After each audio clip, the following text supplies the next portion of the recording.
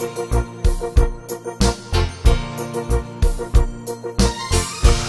hi August ni sompali sang ni somni panga ani a chawhnu dar ni vel khan Siaha Collage venga in pakhat Pu.Chahu in asam type chu electric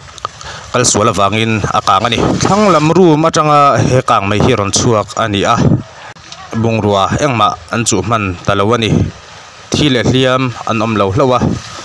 an van nei khop mai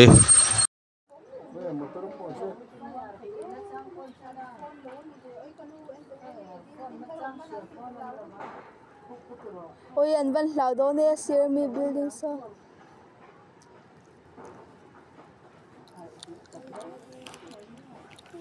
càng nó sẽ lụt tuột cái gì bố như đâu càng lồ luôn à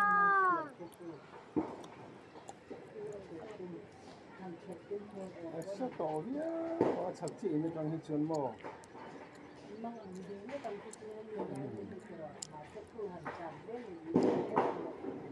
cô step bán tầm tham được thực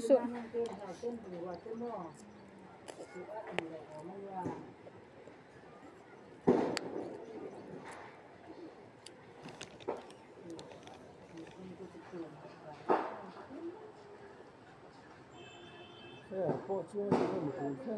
lên lùng gì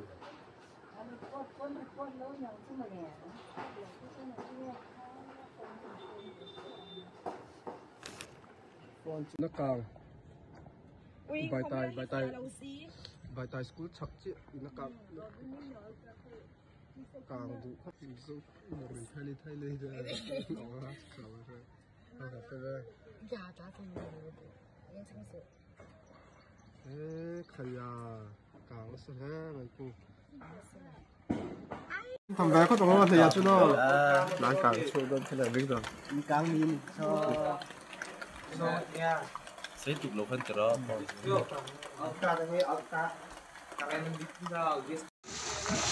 gì cái này chắc ông bắt nằm đó là chăm sóc